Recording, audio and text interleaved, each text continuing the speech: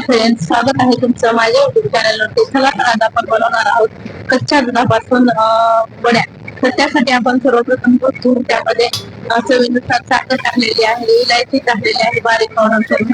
तर तुम्ही बघू शकता साखर तुमच्या चॉईसनुसार कमी जास्त तुम्ही या ठिकाणी करू शकतात. आणि ते पूर्ण मिश्रण एकत्र करून चमच्याने व्यवस्थितरित्या हलवून घेणार आहोत, जेणेकरून जी साखर टाकली होती ती पूर्णपणे त्यामध्ये मिक्स होऊन जाईल.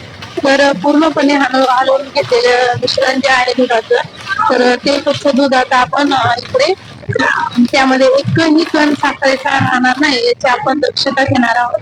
आणि नंतर एका बाउलमध्ये, केकच्या बाउलमध्ये मी हे दूध तेल थोडस साईडनं लावून त्यामध्ये ओतून घेणार आहे.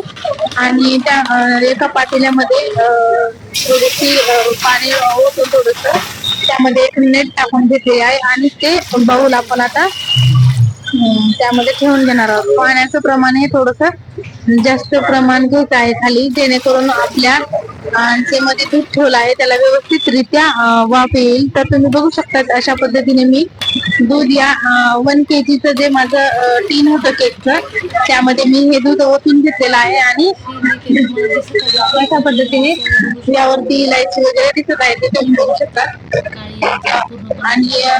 आणि नंतर आपण काय करणार आहे, या बाउल मध्ये त्या टीन मध्ये दूध ओतून घेऊन पूर्णपणे व्यवस्थित करून घेऊन त्यामध्ये वतलेला आहे. तर आता आपण अंदाज बघूया यामध्ये किती दूध बसतं. आणि ते केलेलं मिश्रण जे आहे ते आपण आता त्या पातेल्यामध्ये त्या रिंगवर ठेवून घेणार आहोत. आणि ठेवून घेतल्याच्या नंतर आपल्याला काय करायचं आहे की त्यावरती एक झाकण ठेवायचं आहे आणि त्याच्यावरती एक झाकण ठेवायचं आहे, जेणेकरून पटकन आपलं मिश्रण हे होईल.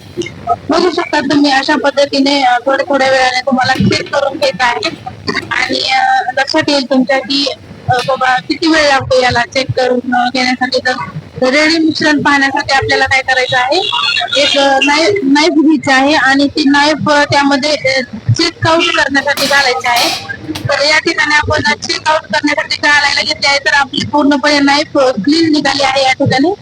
तर बघू शकता की असं मी सांगू इच्छिते की हे सर्व मिश्रण आपल्यासाठी रेडी आहे. तर आता आपण बाहेर घेऊन थोडस थंड करून घ्यायचं आहे आणि नाईफनी केकच्या बाउलच्या सर्व बाजूने फिरवून घ्यायचे आहे, जेणेकरून त्याला काही चिकटणार नाही.